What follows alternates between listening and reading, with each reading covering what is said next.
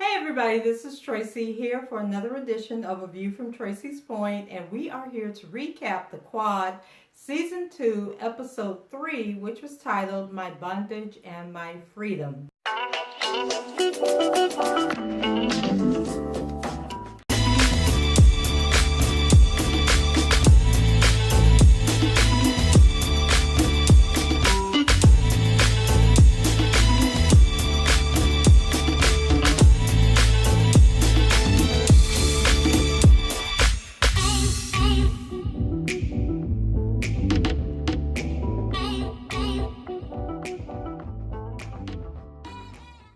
So the show opens with Eva leading a charge on campus as if she is in military combat. Her weapon of mass destruction is the books that she's throwing at the white folks from, I'm assuming, is the University of Georgia school system, a collegiate system, but of course she's dreaming in that scene. So in the real world, she is meeting with the student government, and they are not feeling Eva at the moment, but she wants to be transparent and explain that the school wants to sell off a portion of land that houses a building that's named after the founder of the school. And of course the kids are against that, and they want, saying that they need to come, the trustees and Eva need to come up with a better plan to raise the money that they need. Then we have a scene where Pettigrew stops by to see Eva to confront her about having the meeting with the student government. And Eva gives a shout out to my daughter's alumni, which is Grambling State University. And Pettigrew wants her to consider her decision-making abilities and telling her that they really aren't that great. And he ends up storming out. But when Eva was quoting the president of Grambling, she was saying basically that schools make their money off of tuition, and that they have to be transparent with the kids and make this, the students feel like they are a part of the process, and that you can't be making decisions that affect them, but then leave them out of the conversation. So then Eva calls this guy, I can't remember, I want to say his name is Gates, and then I got confused, James Gates. And then I was wondering, what was, remember Jason from The Game, and she was in cahoots with him last season. So I was trying to figure out, is this a different guy, or is this the guy that Jason introduced her to, or is it Jason's character? If you guys know, leave it in the comments and help me clarify. But anyway, she goes to see him, and she's with two of the trustees, I think, from the school. And so he's a real estate developer or investor, and he wants to buy this land that this building is sitting on that's named after the founder. And so she hopes that they can add a clause to the contract, whereas before the guy actually, like, he can buy the property, but before he actually does any development, he has to come to the school and give them the opportunity to buy the land back. But the guy's like, that's not really going to work for me, because when I buy land, I'm ready to build on it. And if you want that building, we can move the building. You can pick the building up and take it wherever you want if it means that much to you. But Eva is like, no, we got to figure something out. And the guy he really wasn't feeling Eva. He's a businessman. He's about making money. But then she tries to play on his sensitivities, accusing him of, being from a historically black college, and then not understanding, like, he's gotten so high up that he doesn't understand the struggles that they have. And so the guy was like, oh, you going to play the black card on me? Well, let me think about it, and I'll get back with you.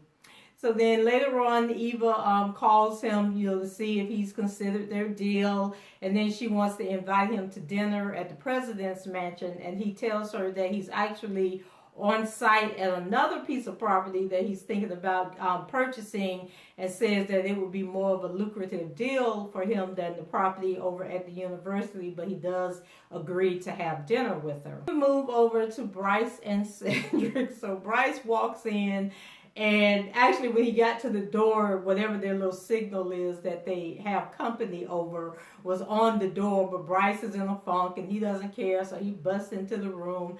And Cedric and Browen were having sex. And so he's like, dude, what are you doing? Like, did you see the signal on the door? And so Bryce was like, he didn't care. You know, he don't care about it. You know, he needs to get into the room, and Cedric needs to be, you know, a little more considerate, you know, that he shares that room with him.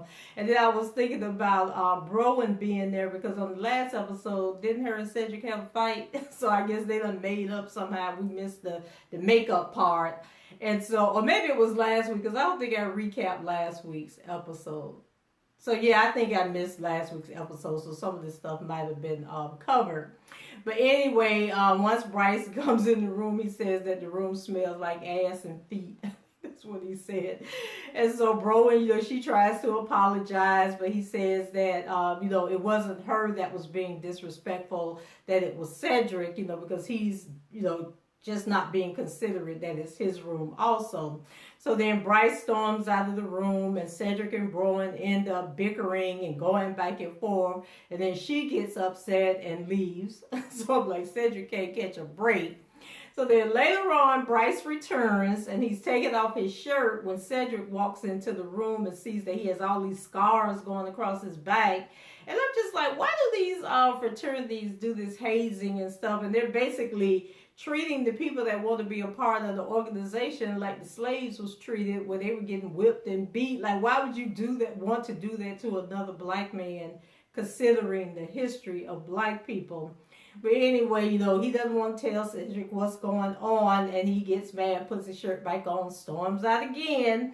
And so then Cedric ends up following him. And so he's at this house, and they're having another hazing session.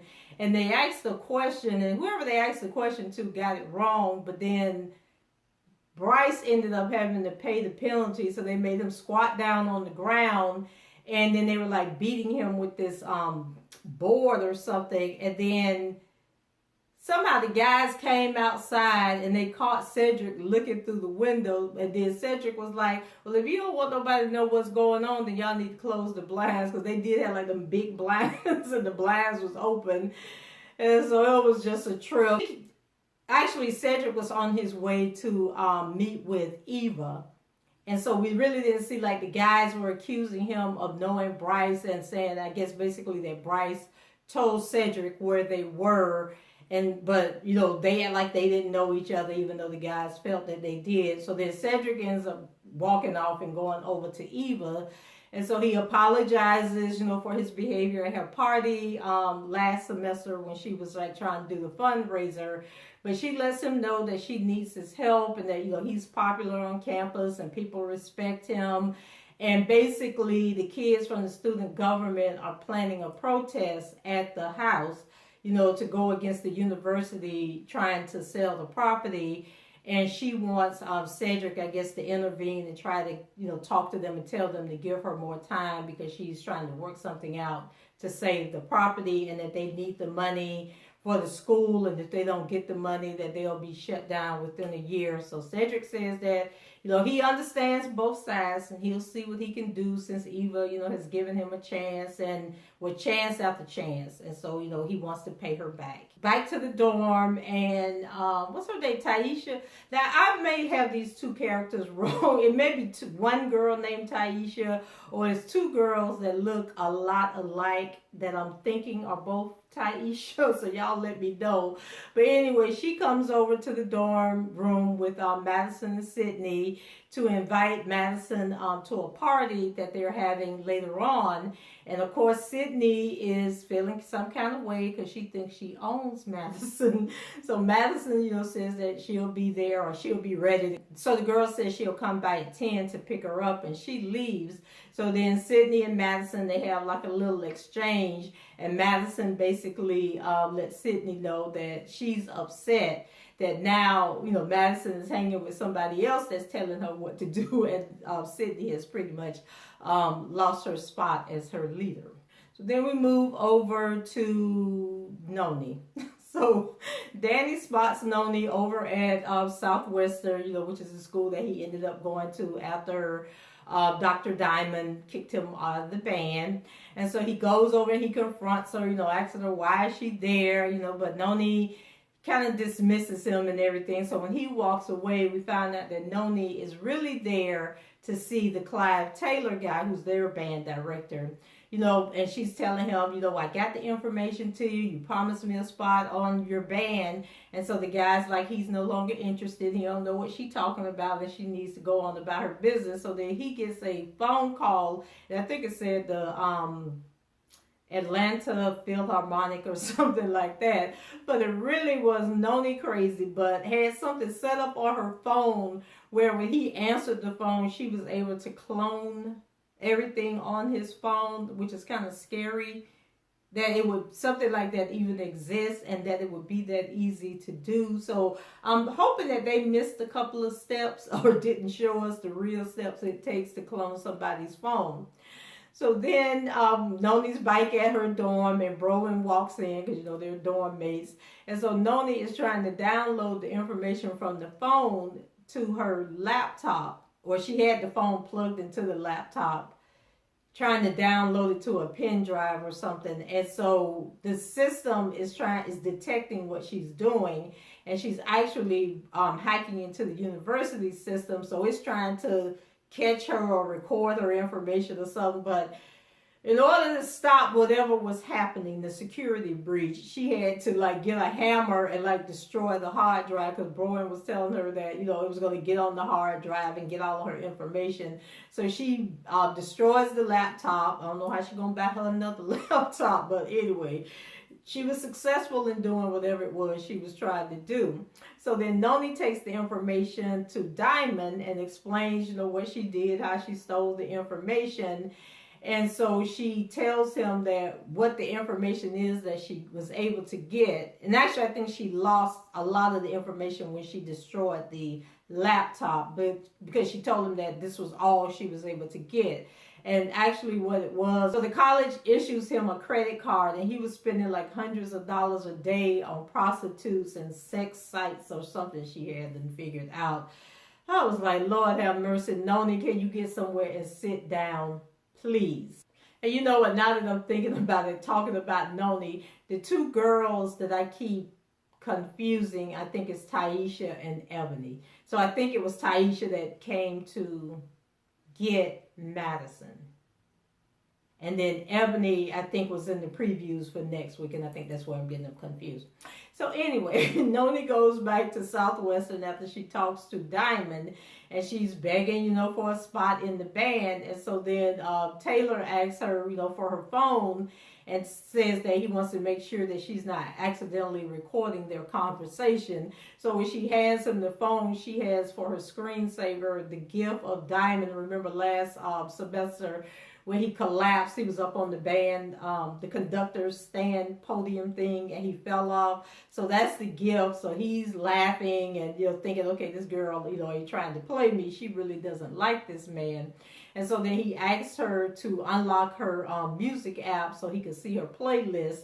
And so she does that, and then he likes, he's like, oh, what do you know about Parliament and the Funkadelics and all that? So Noni's comparing the old school music to the new school artists who have sampled the old school music and just playing him like a fiddle. So then we see in the background that Danny had entered the room that they were in, and he sees what's going on. So then he decides to go visit Diamond. And so when Diamond gets in his office, Danny is sitting there. And so then he tells him, he was like, even after you found out that Noni set me up and all this went down, you still haven't apologized to me. So then Diamond, tells him that, well, you do deserve an apology, and there were several times that I wanted to call, but basically his pride got in his way and prohibited him from apologizing to Danny and possibly asking Danny to come back. So then Danny, he's basically there to, say Noni did all this to set me up, and now you got her over there trying to set Taylor up. and you don't realize that this girl is going to screw you all over again. Like, you're so blind to everything that she does. And so, Diamond is kind of like thinking about what he's saying. But Noni, I don't know how you're going to stop Noni, because Noni out of control. We go over to Coach Hardwick. So he gets a visit from two brothers that look like they should be on his football team, but instead they carrying guns and making threats. And so it turns out that Coach Hardwick owes them $15,000. And he was like, I told you I'll have the money to you. I just needed, 30 days 30 days. And so the guy says, well, I'm just here to let you know that the 15,000 is now 20,000, and that on the 31st day, if I don't have my money, I'm going to your daughter's school.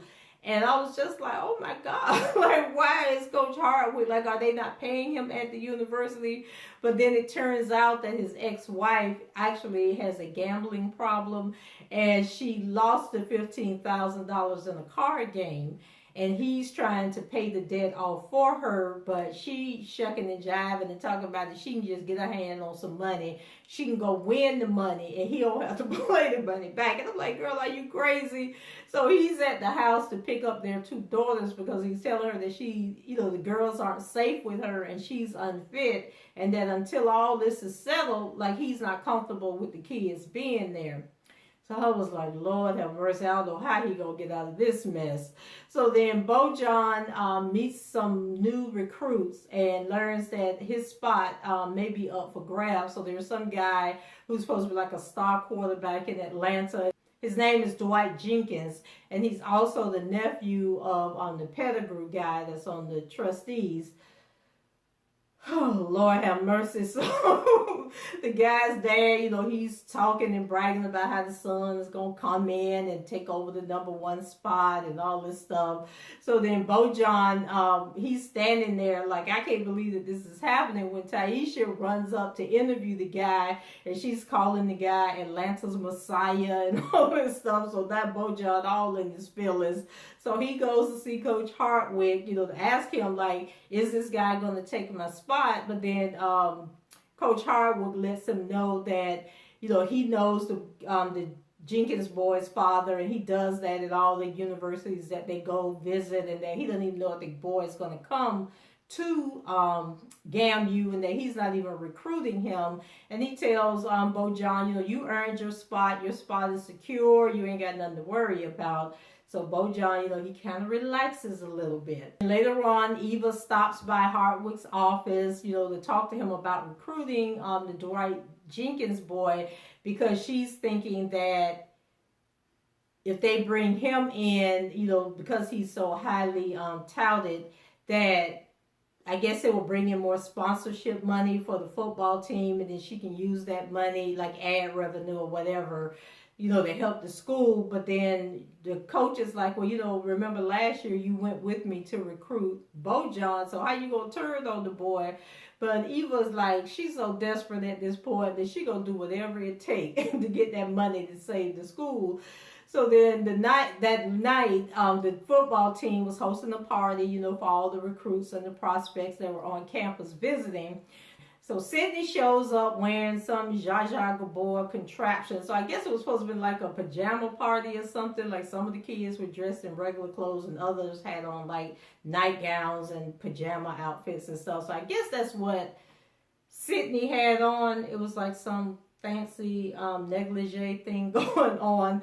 But anyway, Madison is happy, that she decided to show up. So Madison has caught the eye of a guy that I don't remember from season 1, so I don't know if he's new to the show. Then they're like making goo-goo eyes at each other, and then we go over to Bojan, and then he goes off on Taisha about boosting up the Jenkins guy earlier and like being disrespectful, interviewing the guy in front of him.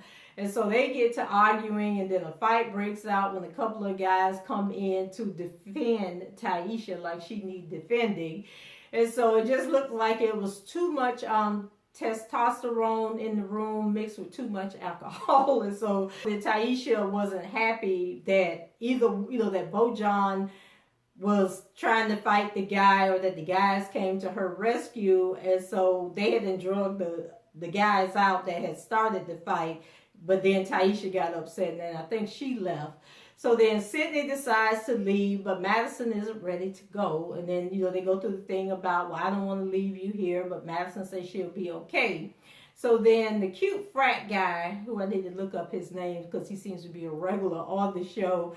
So, he really likes Sydney and everything. And so he walks over and offers to walk her back to her dorm. But then Sydney says no, that she's part of this buddy system that they've enacted, where like if you need an escort home, you call these people and then they come and escort you. So these two girls show up to get Sydney and they end up leaving. The guy, who I think is a new guy, his name is Tavares, and so he comes up to Madison, and then in like 3, 2, 1 they in the bed screwing. And Madison was getting her back blown out. That's all I can say. So the guy, I don't know, I don't know if it was because he was so tall or what was going on, but before they went upstairs to have sex, they were on the floor dancing. He had like pulled her out onto the dance floor, and then he had a robe on with no shirt on under it. So, he take his robe off and everything, and then he was just like, I don't know, he was doing like some,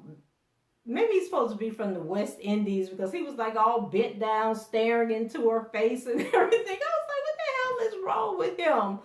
But anyway, Madison got her some stuff, and it's the next morning, and Sydney wakes up and realizes that Madison isn't there, so she gets up and she goes to Taisha's room, and Taisha's like, she's a grown woman, I'm not her keeper. She was having fun last night and she wasn't ready to leave. So then Sydney, she's running all over the dorm when Madison comes in. So then she starts grilling Madison about, where have you been? What are you doing? And everything. And then Madison, I guess she feeling herself now. So she done got her some Black Peter.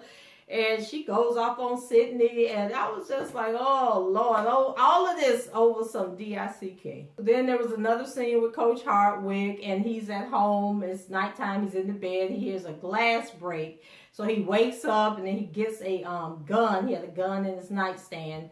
And then he goes downstairs to see, what's going on. And it turns out that his oldest daughter was in the kitchen, and she had said that she was getting a drink of water, and she dropped the glass and it broke. And so he tells her, to go to bed and he'll clean up the mess. But then while he's down there getting ready to sweep up the glass, he hears something outside. And when he goes to check and see what's going on, there's a car parked across the street. And when he comes out and the people in the car sees him, they speed off down the road. So we don't know if it was just somebody who had spent the night at the neighbor's house, or if it was these two guys that they owe the money to. So then the show ends with the Gates guy showing up for dinner at the president's mansion. So he tells Eva that the contract, he had talked to his associates, and that they worked out the deal, in the terms that she wanted, and that the contract is ready, to be executed. So he tells her, that everyone has a special way of closing on the deal, and he has his own special way to close the deal. So Eva immediately assumes that he wants to have sex with her.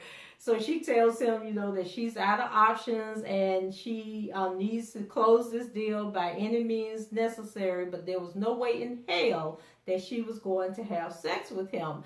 And so you can't be saying you out of options if you taking options off the table, Eva. So the guy lets her know that there was no sex involved, and that it was just an offer to play this game with him.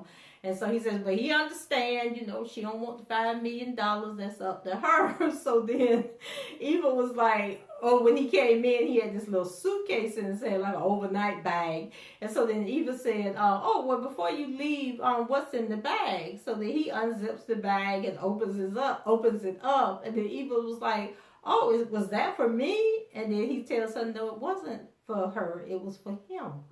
She just needs to play along with this game, and that the $5 million is hers. So that I guess Eva had to change her heart. So then he asked her where can he go change? And so she told him down the hallway.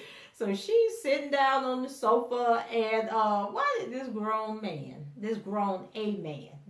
ass man come in wearing this blue fleece onesie, like a baby onesie, like a wintertime onesie, and got a baby bottle with some brown juice in it. I don't know if it was apple juice or what, and then this large jar of baby food. So in the words of Jocelyn Hernandez, I cannot, y'all. It was just, I was like, what in the world is going on this show? So Eva had to feed this big baby while he was all curled up on her sofa sucking whatever was in that bottle out the bottle. So then he gonna try and give Eva. He took the spoon from her and tried to feed her. Just acting like a real baby that's getting fed. And so Eva looked at him like, Negro, is you out your mind? Like, it's bad enough I'm sitting here entertaining this nonsense. So no, so then he took the spoon and ate it himself and started laughing and sucking on his bottle. And I was just like, this is so, I'm sure that this is happening somewhere in America, because I have heard and seen stories where men, they have like these giant cribs, and then they be in the cribs with the diapers on, and they pee and crap in the diaper, and then the women, I guess they get turned on by the women coming and changing their diapers and cleaning them up. And I'm just like, we live in a nasty, dirty, sick, sex perverted world that we in. People just be doing too much. After Gates leaves, Eva showers and comes downstairs, and then she remembers that she had mail that she didn't open. So she opens one of the letters, and it is an official letter stating that Smith Hall, which is the building they want to demolish, or the land that she wants to sell, is a historic landmark, and that an injunction had been entered preventing the sale, and that it was being requested by Ella Grace and Pettigrew. So she panics because she's thinking like, I done went through all this hell, all this humiliation trying to save this doggone campus, and it was all for nothing, because now they done entered the injunction stopping the sale of the land or any agreement between her and this Gates guy or anybody else. So I was like, Lord have mercy. So she started getting pain in her arm and in her neck and everything. So she calls 911, and then she's telling the 911 operator that she thinks she's having a heart attack. And then the show ends with her collapsing on the ground. Oh, Lord. So, guys, that's it for me. Let me know what you thought about the episode. Leave your comments below if I left anything out. If you know the names of these people that I'm probably messing up, leave that in the comment section. Rate the video, and please subscribe to the channel if you haven't done so already. And until the next time, I shall talk to you guys later. Bye-bye.